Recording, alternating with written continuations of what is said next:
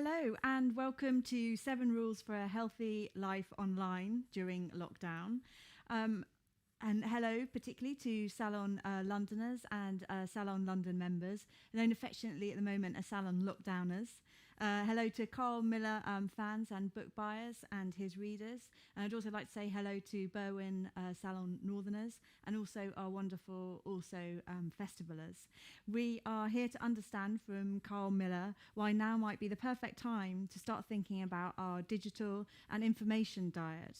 And the actual, almost as nutrition, and perhaps in exactly the opposite way that we're doing with our actual diet and nutrition during lockdown. I've just seen Carl eat a Lindt chocolate, so I know what he's eating.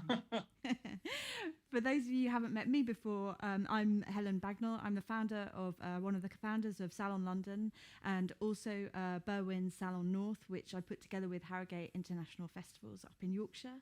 And I'm the co-founder of one of the world's most beautiful ideas festivals, the Also Festival. For those of you who don't know Carl Miller, he is a co-founder of CHASM, which is a centre for the analysis of social media. He's a visiting scholar and he's a research fellow at King's College London, and he's the author of Death of the Gods, which is behind me, the new global power grab, which won the prestigious Transmission Prize, which is a prize I'm very involved in. And we've worked with Carl for a number of years, and he's very much our go-to person when we're really looking at our relationship with technology. Hello, Carl. Hello. Hello. So I'm going to talk to Carl for about 30 minutes, and then I'm going to hand over to you. I hope you'll be texting in your questions. The number to text in, the Salon London number, is underneath the YouTube channel. So please, if there's anything you want to ask Carl about your digital and information load and nutrition and diet during lockdown, then please text in and I will put his questions to him. So, Carl, let's start nice and easy. So your work generally is all about analysing the way that we use social media, the way that we use the internet and digital. And I just wondered, give us a broad overview. How has this changed in the last few weeks? Well, I mean, this event itself is part of the kind of series of small revolutions which have completely taken place. I mean, suddenly the internet has become, the hub of our kind of social and political and romantic lives, even more than it was before. I think there's so much that we're only just beginning to understand about how the internet is being used and stepping into all kinds of vacuums during the lockdown.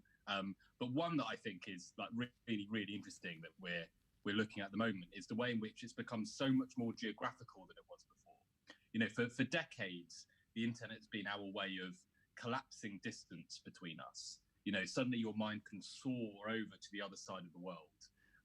But suddenly, in events like this, in WhatsApp groups for every road, in play dates on Skype, in dates on Zoom, we've seen almost like human beings organically recreating the physical world, which we now can't go into anymore, but on digital platforms.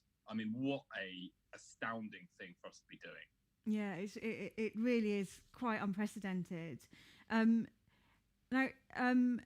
I remember doing a salon, one of our early salons actually, I think it was in 2010 or something, and it was with a philosopher, and he said, one of the big changes that technology is going to bring is this collapsing of your personal life and your work life or your digital life. You won't be able to have these separate selves. There's this idea that you never really let your personality be show at work, and suddenly he said, they will all collapse. Do you think that this is kind of the start of it? I mean, I'm talking to you here from my home. You're in your home. It's a complete shedding off of some of the formalities that we grew up with. That's right. And I think there, like in lots of other things currently happening, the lockdown and the way we're using the internet seems to simply be accelerating things that were happening already. Right. So, the office was already beginning to dissolve, the high street was already beginning to quiver. The platforms where we spend a lot of our time were already looking like the kind of thoroughfares and public squares of society more and more. And suddenly all of that seems like it's jumped forwards 10 years. Okay, so we're jumping forward 10 years in terms of redefining this space, this geographical space, to include the... Well, I'm probably just hammering home the idea that any distinction we're making between analog and digital, between real and virtual, just doesn't feel like it makes much sense anymore. I mean, these connections which we're having, everyone that's at this event, the family FaceTime I had with my parents half an hour before this event, begging them not to come and listen. These are now the most meaningful social interactions which I'm having in my life. Yeah, I mean, this must feel a bit like you with your work. And as I said, we've worked with you for many years. You're in this really odd position personally, where we're suddenly seeing all the research that you've been doing in a way that you've been researching it. I mean, you've been saying these things are coming, this is the way we're going to live, these are the things we need to look out for. And suddenly, as you say, everything you've been saying, we're now experiencing 10 years before you're expecting us to. Yeah, I know, extremely inconvenient for me, really, because all the things that I could be predicting as happening have all kind of, well, not all of them have happened, of course, but plenty of them have. And it's now I've got to kind of try and dream up a whole what the world looks like in 10 years again. Well, good. Keep you busy. Now, I know that, a lot of your work is really looking at the way social media and society works. It's certainly an area of interest for you. And yet, when I was talking to you yesterday about what we were going to talk about today, you said something that really interests me, and I wanted to pick up on it. And this was this idea that, in the recent times, you'd become a lot more interested in the way that technology affects us mentally, about how it affects our mental health. And I wanted to know, is that directly related to COVID-19?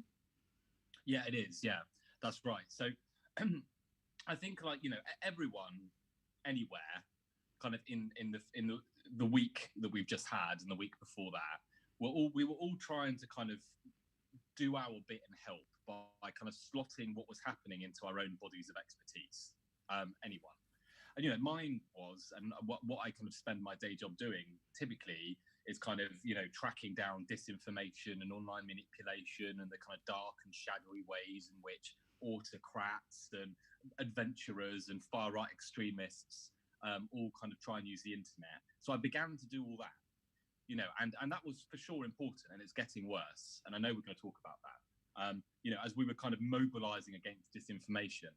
But as I was doing that, kind of what became really clear was that wasn't necessarily the only or even the most important danger here, because you could completely steer clear of all that disinformation.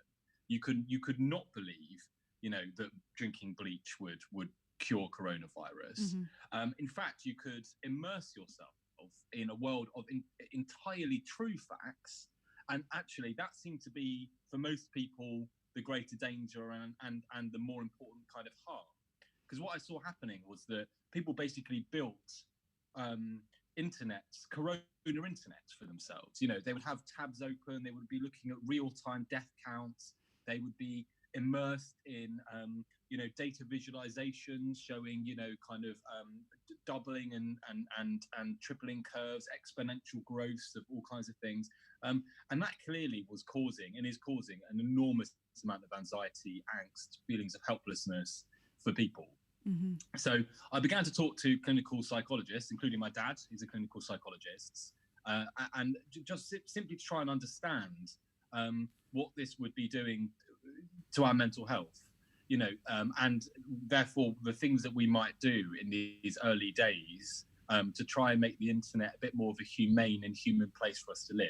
Yeah, and thanks to your dad, and thanks to you, but that's kind of like why you've come up with these sort of your Dua Lipa 7 new rules that we need to be looking at, right? That's right. Right. Okay.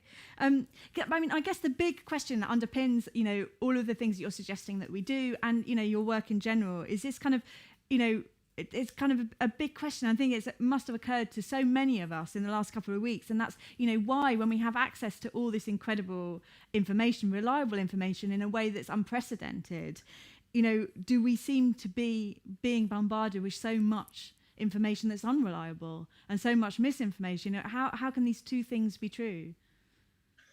I mean, this is the paradox. I mean, it's the paradox of the death of the gods. It's the paradox of what we're living through now, which is that, the internet is making us both much cleverer and more stupid at exactly the same moment, much like it's making us more powerful and more helpless in the same moment, and much like it's both empowering very good and very bad people to do what they're doing in the same moment.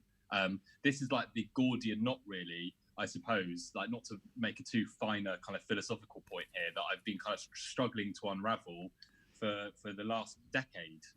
This is the infuriating double-edged sword that is the internet and digital tech. I mean, specifically around information around coronavirus. Clearly, there's a number of different trends that massively predate coronavirus that are all coming together to make that happen. Yeah. So firstly, we've seen over the last 5 or 6 years a huge pivot of states and militaries to be able to control the internet more.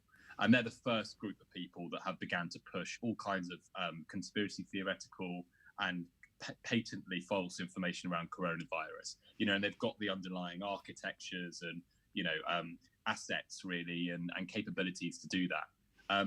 The second is that the internet is a place where emotion flows more easily than information. It's really, you can imagine it to be a sea whose waves are really formed by the things which draw us to it, and those are emotions like fear and anxiety and anger and outrage and hope. And very clearly, states aside, the things that push information and cause us to share are things which cause that emotional connection, and they're not necessarily things that are true. So, underneath the wave of miracle cures, for instance, is an enormous wellspring of hope. People just want these things to be true. They want the cure to be closer than it is. They want the vaccine to be held back by shadowy interests, maybe, that they can do something about. And likewise, a lot of the conspiracy theories around who's really at the heart of coronavirus, well, these things are coming out of anger and outrage, and probably a feeling of helplessness. But far better to turn the problem into a series of shadowy, if yet human interests we can do something about, rather than simply be struggling against an invisible protein molecule. Yeah, exactly. And I think that's exactly right. That is the crux of it. And I think that's what we want to kind of, try and unpick that Gordian knot a bit with you tonight, because I really get the sense in talking to you, about this, that in some ways, this time, this, COVID-19 pandemic has really revealed kind of what you already knew, which is this almost impossible idea for us to get our heads around, and that is that we, the individual average internet scroller and user, has become the front line almost in this informational warfare. Is that right? Absolutely, yeah. I mean, we are the front line. I mean, I think the important, to go back to states for a moment, because they're never out of the picture. I mean, we are seeing, by the way, just to frame it for everyone, a giant struggle for truth over coronavirus erupting in our timelines and forums and comment posts every day. Are you sure? Are you sure? Because you said this yesterday. You said, there are people out there who genuinely want us to believe that COVID-19 pandemic is made up by mainstream media. Really? Yeah, tune into the Chinese Ministry of Information. I mean, a lot of this isn't even hidden. Like the Chinese Ministry of Information for the last week has been suggesting that coronavirus is if not an American bioweapon, then at least something the American army brought over to China.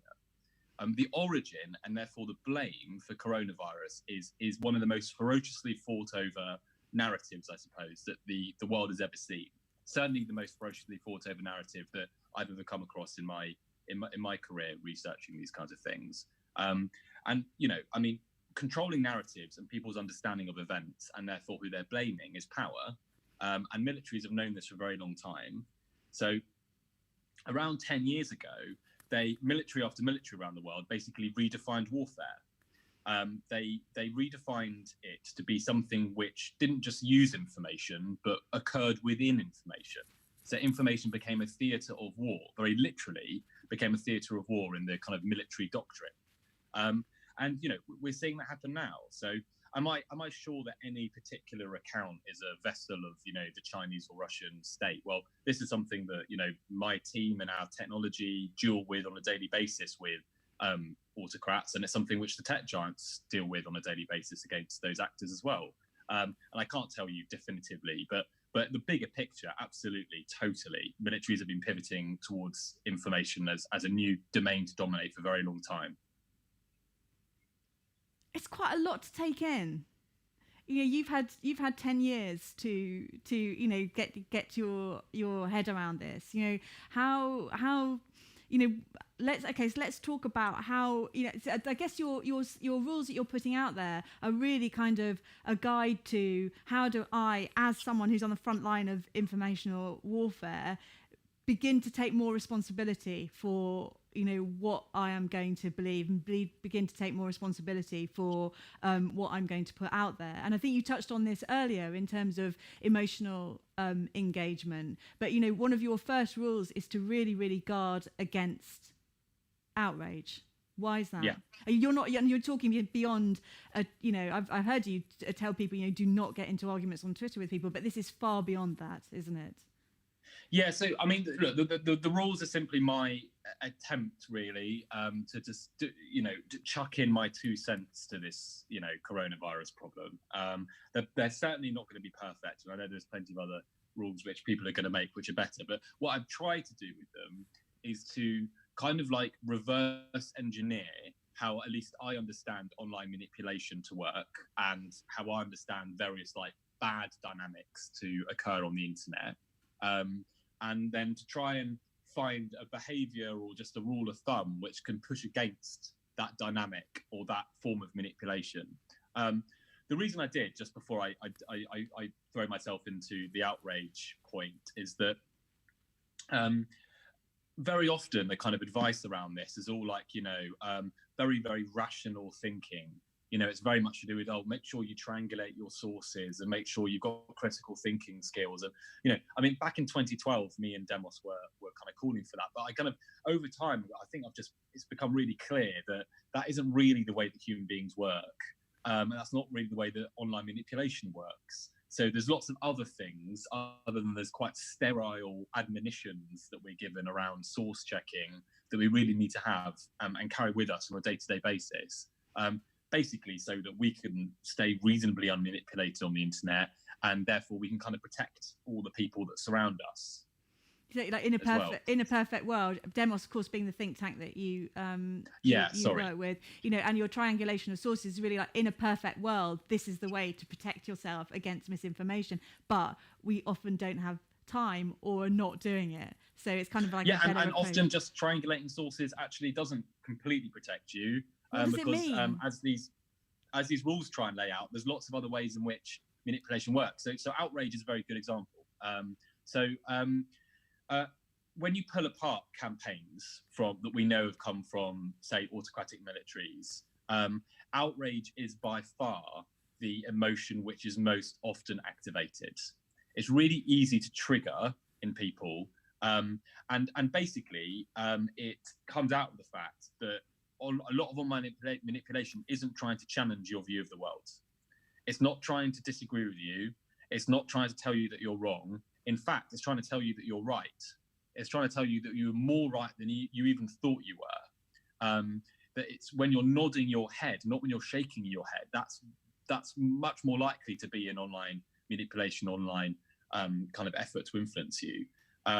So many of these campaigns are basically trying to get you to become angry about something you already believe in, and they're trying to angle your anger in a particular direction. So, and especially at a time like this, when people are already angry, of course, already scared, we have to try, and this is an impossible dream, I think, but we have to try and drain the internet of that kind of outrage. It won't lead up to good rather than bad information tending to be seen. And of course, the last problem with all of this is when you get outraged, the people on the other side of whatever argument or spectrum that you're on get outraged back. So it's a kind of self-perpetuating kind of spiraling dynamic, and it's one that we've got to try and stop. It's really interesting. Can you just explain a little bit more about that idea that the point of this outrage? Who is behind trying to make people think more along the lines that they already do? What's the point? So the point is often to kind of cause some kind of influence to happen. That might be a change in belief. It might be a behaviour. Often it's being done by all manner of people. So, for instance, the extreme far right last week, we think, leaked a video in the Ukraine purporting to be from the health ministry, essentially saying that the all the returning evacuees from China to the Ukraine all had coronavirus. That caused a riot in Ukraine itself, and in part obviously it was using outrage to try and mobilize people to defend their neighborhoods, and was basically trying to funnel and intensify xenophobic hatred of people outside the country. Got it. People will hang all of their hobby horses that they already had onto coronavirus. Right. So it's going to become a peg which every racist, every xenophobe, every autocratic military influence officer, and probably lots of people with good intentions as well, are all going to try and use to further whatever agenda or interest set that they have. Okay, that's really fascinating. So, if you experience yourself feeling outrage about coronavirus, but related to something that you're already interested in, or something you were already kind of quite excited about, it's that emotion that is really something that you need to guard against. It is, yeah. To just simply being aware that being angry is easy to do, it's easy to trigger, it makes you behave in ways which are very predictable, and therefore when you do become angry online, know that it's that there are plenty of people trying to make that happen for reasons which aren't your own interests and aren't in the interests of society or the people around you or the people that you care about. It's really fascinating, Carl. I mean, at Salon London we do a lot of different subjects, and particularly a lot with neuroscientists and psychology, and I've seen a lot of writing in that area around this idea of extreme emotions are quite problematic increasingly for us as humans, because it's almost as if we lack an emotional literacy to explain exactly how we feel about things, and we tend to go to our most usual emotions and the ones we're most familiar with, the ones that we feel more comfortable in. And this can be a real problem emotionally. And I've read a lot of writers just saying we really need to start digging a bit deeper into how we actually feel when we feel heightened about something, and really work out what that emotion is, rather than just going for fear, helplessness, anger. And it seems like what you're saying here with really guard against outrage is very similar, but this time informationally. Absolutely right. Okay. So with guard outrage, I think it's such a fantastic thing to think about. The next one is kind of a bit of a solution to that as well, and this is this idea of slowing down, isn't it? Of really taking time. How can that help us, and why should we, and how does that help us? So I first started thinking about speed when I spent time with viral advertisers across London. I was fascinated. Viral advertisers, people that make virals. I was fascinated by them because you kind of think that virality, virals, all these kind of booming, hilarious messages that we always see online. We think they're kind of chaotic and organic, like kind of like little video clips and things that we've all seen, that we as the sort of currency of exactly. Grumpy Cat, or all the memes, Nyan Cat, Hacker Cat is hacking, or BBC Dad, just or every day on Twitter or Facebook, you'll see things which are either poignant or sad or funny or sexy, and they're shared in their tens and hundreds of thousands. And I was fascinated by the fact that there are studios across London, obviously also the world, filled with people who make these virals for a job. And that means that they're controllable. And that means that we're controllable. And when I kind of sat with them, I kind of talking through like how virals work, what struck me was this element of speed. So they would bring up a piece of content, and if it didn't have you laughing or crying or thumping the computer screen in a second, that they knew it had something which virals desperately need to drop, which is ballast. They call it ballast. It's anything that hangs on the idea and kind of weights it down. Anything which makes it more complex, which makes our reaction to it slower. This all needs to be cut away. And that is because these viral ideas which these people shape for a job are ones which, like Outrage, really tap into our kind of most primordial psychologies. They tap into the very kind of basic hooks, the lizard brains which we've got, which make us again react in ways which are very powerful, which immediately draw. I mean, there's no surprise that cats are so mimetic. Cats are babies, and human beings are programmed to love babies more than anything else. So these memes or these virals all have that in common, whether it's funny or sad, or it's like the primary colours of our emotional tablet, I suppose you could call it, a tableau. And that means that again, if we go back to how we behave and the kind of information that we want to share, especially at a time like the one we're living through now, we actually don't want necessarily to see virals going all over the place. Of course, there's going to be lots of uplifting virals, but there's also going to be lots of virals which are wrong, which are damaging. I think a lot of the panic buying we've seen is kind of because these things have become very visible, and cause people kind of who otherwise wouldn't panic buy to suddenly panic buy and then share the fact that they're panic buying, and that's kind of this diffusion thing spraying everywhere. It's empty supermarkets definitely are viral. They definitely tap into, one of the most primordial emotions of all, fear. And the way we combat this one is simply to pause. It's to pause, it's to stop, and it's to allow our more deliberative, more conscious forms of cognition and thinking and personality engage with the piece of content before we share something. Okay. So much can be fixed by us just slowing down a bit. Yeah. No, I can really, really see that. And it's, it is almost like, you do use the language of war quite a lot in the way that you talk about information. And it's almost as if, if you're looking at something and you're sharing it, it's almost not enough to look at the source. It's almost thinking, could this be a piece of almost propaganda? Why am I sharing it? Where does it come from? Exactly, yeah. And of course, virality is a weapon in informational warfare. I mean, there are manuals on mimetics from the US military, huge manuals. Sorry? Manuals on mimetics. Mimetics. Mimetics is the academic study of memes.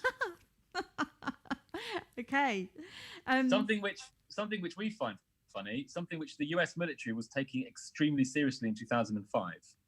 Yeah, so God knows where they've got to now. Yeah, because it's almost like neural pathways in the brain. It's like if you can see, the way in which you can flow information through, all you have to do is track the emotion. If that is already set up, then you can channel in information at one end and you know exactly where it's going to go through. If you're just right. I mean, if you can control virality, you can control what information is flowing around society.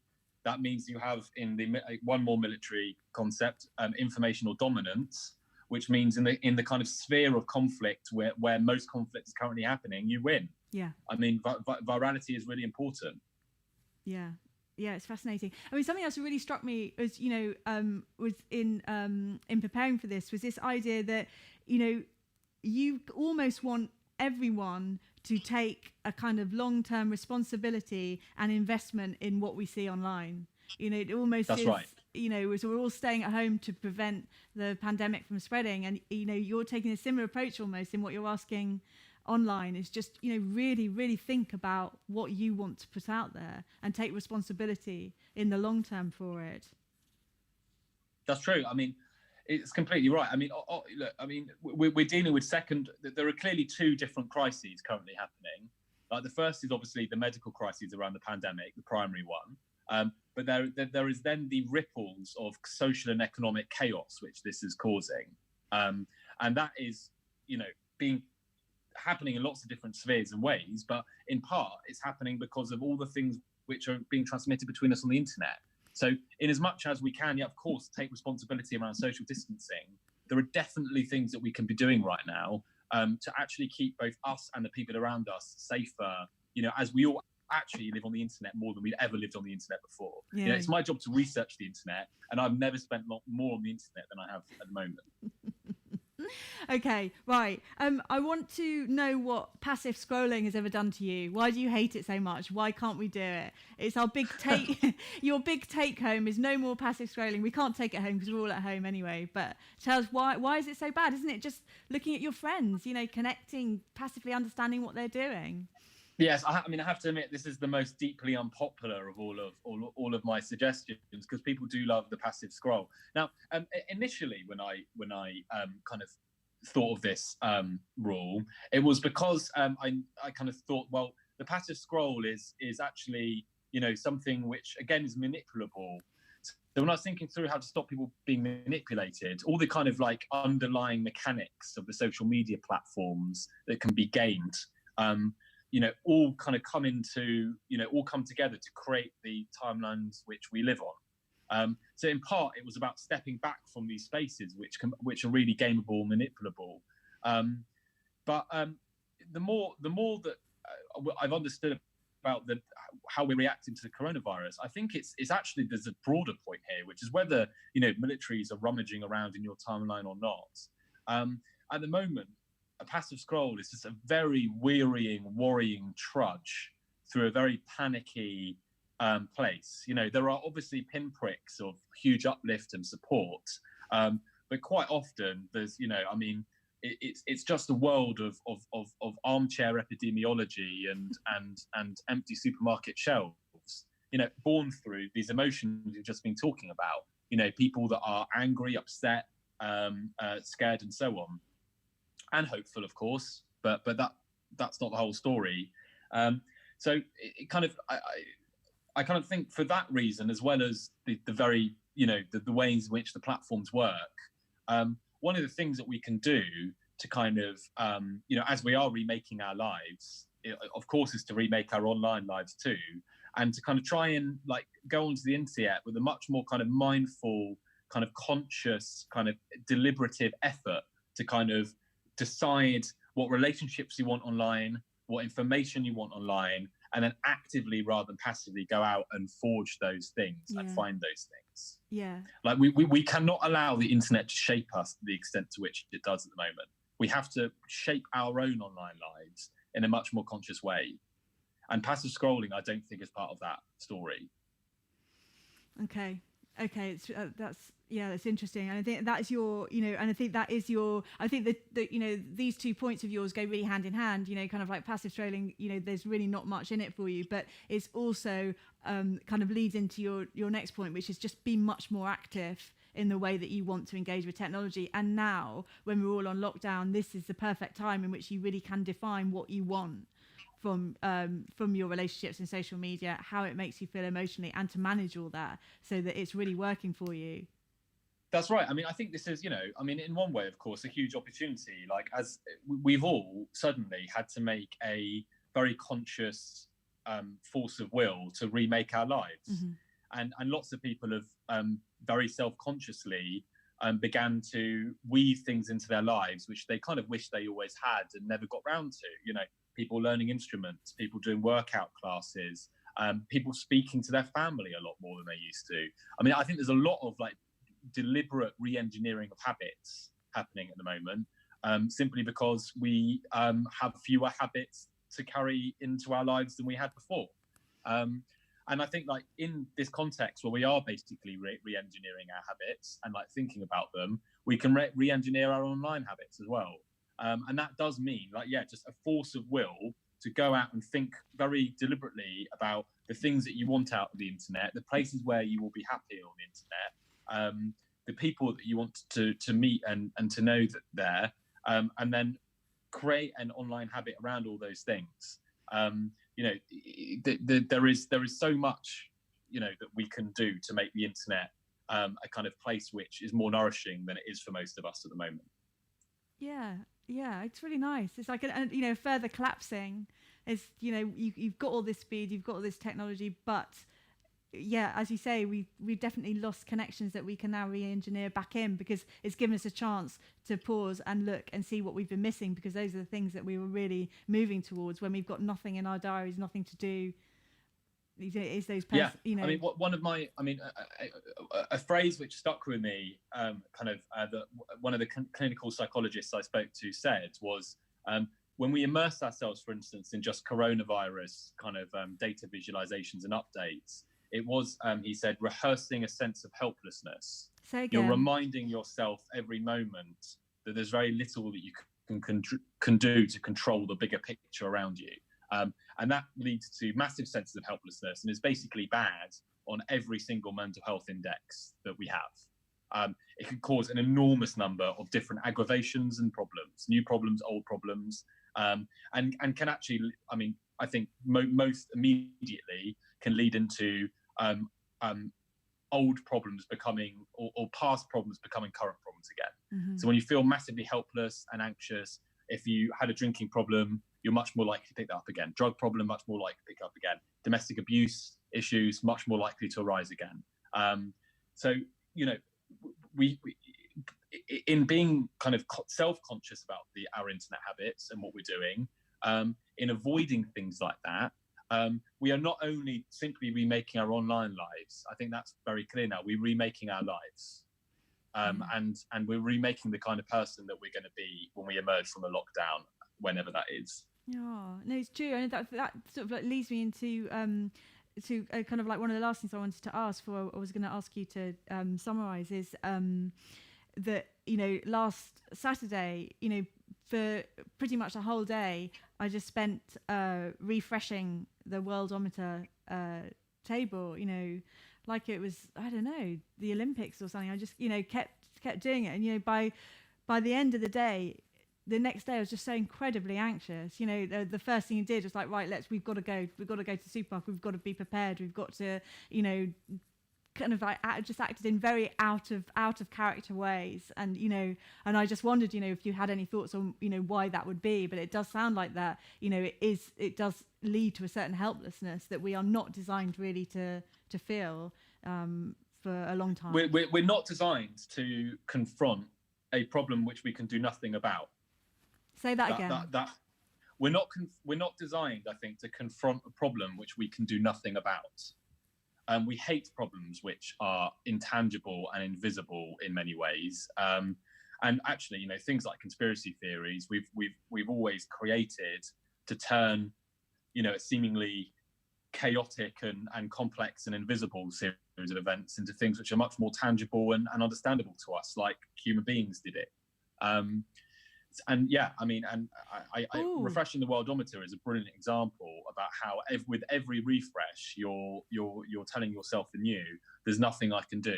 Right. There's nothing I can do to stop these people dying. There's nothing I can do to stop these infection rates. It's still exponential. It's still getting worse. And so, yeah, I mean, you know, social distancing, digital distancing, you know, genuinely kind of taking ourselves out of those contexts, giving yourself a narrow window of time to bring yourself up to date every day, being very self-conscious and disciplined about not allowing yourself to live in a world of coronavirus. Because, you know, it won't make the problem any better. It won't make you any healthier. You know, it will mean that, you know, when we get through all this and the lockdown goes, we're not going to be emerging as people that are ready to go back out there to society and fix all the things and do all the things that will need to be fixed and done. Thank you. And I think that's right. And I think that helplessness, I think you saying that really, really helped. And, you know, like you say, it's that there's social distancing, but there's also social media or digital distancing. It's that, you know, it is enough to hear the headlines or to go to your trusted news source or to spend 10 minutes a day to try and understand what perhaps you can do and to have an understanding of the situation in case when you do need to go back and re-engineer how we want society, how we want digital. We do not need to be refreshing those figures all the time. No, stay off the worldometer. I'm going to stay off the worldometer. Thank you. Okay, I've got a question from Lucy. Hello, Lucy. I think you met, Hi, Lucy. You met Lucy at Also Festival last year, I think. Her question is, how do we work from home better? And are expectations of a full working day of 8 hours without office interactions, just staring at a screen, unreasonable? What a good question. Yeah. Brilliant. I mean, as a writer, I've allowed the 8-hour day to completely drop off ages ago. I mean, that was actually one of the first things I kind of other authors when I began to write kind of told me to do. You know, the idea of you just having to be sat there for 8 hours shouldn't be your idea of what a productive day looks like. Writing's always been very brutal in that regard. You know, you're never judged by how many hours you've spent writing. You're judged by what's on the page and how many pages there are, really. So, and you can, you know, I mean, you can get far more done. I always learned in an hour of intensive work than I could get done in 8 hours of you know, kind of inefficient procrastination. So yeah, totally, I would drop the 8-hour working day. I think for lots of people that's something which is really possible now. I think I'm no expert in what needs to be done in terms of home working, but I can tell you, as someone that's worked from home for a very long time, it is actually trying to maintain some of the boundaries between what work and home feel like. You know, having a routine where you're getting up and getting dressed and almost getting ready to commute into work, then even commuting just down to your desk for the day, trying to work somewhere which isn't the same place where you're sleeping, of course, or kind of like where you're hanging out otherwise. I think little things like that. And probably most importantly, and this is the point I'm sure that is obvious to everyone, we've all just got to be a little bit kinder on ourselves, I think, and on each other during this period. And you see a lot of that happening as well. I mean, I think there's so much to kind of like lean on at the moment, both in terms of human inventiveness and ingenuity, and also just the incredible amount which we actually care about each other. Yeah. I think you're right. You know, I think, you know, you were talking a lot about how we re-engineer our you know, relationships, our digital life, you know, our friends and family. But there, you know, perhaps we will re-engineer what is expected in a productive day. You know, or what? Yeah, the world is never going to look the same as it did when we went into lockdown. You don't think so? I think, you know, and I don't think that's necessarily a bad thing. You know, I think this is accelerating things which were already becoming really clear to some parts of society. So distance learning, you know, was already massively emphasized, say, by the tech giants. You know, they of all people knew this was something that could be done wherever you were in the world, lots of different kinds of work. And I think lots of other parts of the job and job market and the economy are kind of realizing that as well. Okay, thank you. I think, you know, advice, I know it's sort of like, it's said a lot to just be kind to yourself, but it is important. But I think it's, you know, I'm the same as you. I've worked at home for a long time. The first 10 years were the hardest. And, you know, and my best friend, the bear, is always laughing at me because he said, you know, reading isn't proper work. But I spend a lot of my day, you know, reading. And sometimes I just need an hour or so not working to process what I'm reading in order to really understand it. And, you know, I know that's not really accepted as a kind of like as work, but, you know, that creative time to think, the time in which your ideas mold together as in your mind, you know, this could be an incredibly productive creative time for people who are continually distracted in the office or find it hard to focus, who aren't able to dig deep into their creativity, have got some time to play around with what works for them in the day. Absolutely. Yeah, I mean, it is a time of creative destruction, and not necessarily all of it's going to be bad. You know, there's a lot which was irrational. You know, and who liked the morning commute? I mean, honestly, who liked the morning commute in the first place? I think, yeah, there's going to be lots of companies that will emerge with a much kinder attitude to distance working and to allowing their workforces to be spread across the globe if they want to be. Oh, okay. All right. I've got another question from Justin. I think he is in Brighton. Hello, Justin. Hi, Justin. I think we've got some people in Rio and in Paris as well, but also Brighton. I meant to say that earlier. He says, brilliantly articulated as always. I think that's you, Carl. So thanks very much. And he said, my 83-year-old mum, that's Frankie, I think. Hello, Frankie. Has just discovered an online life after very reluctantly agreeing to the lockdown. He'd like to know what piece of evidence or post or information can I show her or point out to her or get to her that will convince her to follow these rules to protect herself.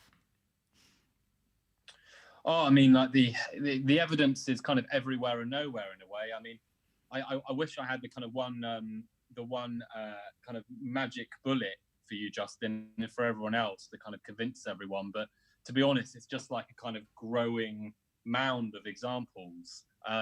I'd say, I mean, Helen, give Justin my email. Okay. I'm very happy to kind of to give to anyone here the kind of evidence that we've got around specific coronavirus hijacking and exploitation, if you want. Because over the last kind of week or two, we've been kind of scaling up our systems and doing our best to try and run all this stuff down. So I don't know how convincing that will be, but I'm definitely happy to share what we know about the problem.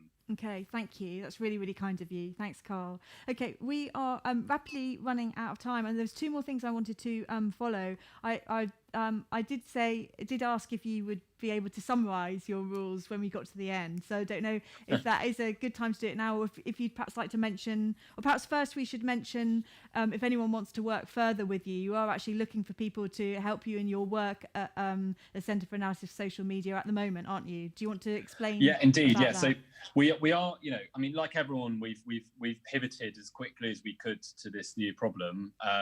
So over the last week or two, we've been working as hard as we can to basically scale up the technology and systems which we build to try and identify and track down coronavirus disinformation.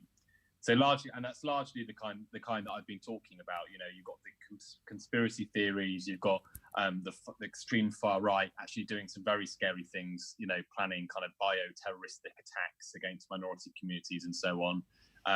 You've got the miracle cures, you've got people kind of commercially trying to exploit coronavirus by, selling everything from massively marked up hand sanitizer through to masks that don't work. If anyone wants to help, I would love to have everyone's examples that if they ever come across any of this stuff. It's really, really useful for us to see what other people are seeing, and you can really help us by being our eyes out there on the internet and by recruiting anyone else that to be our eyes as well. The more people that we have that can forward us things that they come across on the internet, whether they're rumors or something that one of your friends told you, or posts that have been forwarded, or posts you've seen yourself, they give us a really, really invaluable idea of what's happening out there. So please, Helen, however, send to me, Salon, connect people to me, please do. Because it really helps us, because the next month or two is going to be a pretty big struggle for us, I think, to try and get on top of this, and everyone's help would be massively appreciated. Okay, and that's because we still all really, really live in our bubbles, and you at Think Tank Demos and at the Centre for Analysis of Social Media just can't see what so many of us are seeing, because we all have our own social media bubble around us, and you really want as many examples as possible as disinformation so you can analyse it. That's right, isn't it? Exactly, yeah. Yeah, okay, amazing. Very well put. Thank you, kind sir. Right, okay, so to end us off then, Carl, so that we can have because we've covered a lot of ground while we've been speaking, can you summarise your Carl's rules for where is it? So Carl's 7 rules for a healthy life online during lockdown, to finish us off, Carl. All right. Well, just before I do, I just wanted to say thanks to everyone, because I'm aware that this is my first ever Zoom event, and I'm aware this is probably the easiest event ever to join, but also the easiest to leave. So you cancelling me was only one click away for this entire event. So thanks to everyone that stayed. I really appreciate it. It's far less embarrassing to leave than it is to walk out of a crowded room. So thanks to anyone that did. So all right, let's run through them. Guard against outrage. Slow down. Get rid of the passive scroll. Dump it. You don't need it. Instead, reach out through the internet proactively. Forge relationships you want. Find the information that you want as a conscious force of will. One we didn't actually talk about was forget the blue ticks. All of these online reputation systems, things which look really popular, which look really authoritative, they are manipulable too. And just because someone has a large following or a fan base or a blue tick or even a mainstream political podium doesn't mean that they're saying anything that's sane or true about coronavirus at all. So lean away against lean away from all those online reputation systems, especially at a time like this. Digital distancing is one that we've spoken a lot about, but probably the kind of golden rule I'll leave everyone with is think of your information diet basically like your diet. I mean, I think that's actually a really useful metaphor. It has health consequences for you, and it has health consequences for people around you. So, you know, it's something which we have to be conscious about. It will change us, and it will change all the people that we know. So like a diet, let's control it, let's good habits around it. And there is never a better time than now for us to remake all the habits around our information and what we consume there to mean that we emerge from all of this actually healthier rather than the opposite.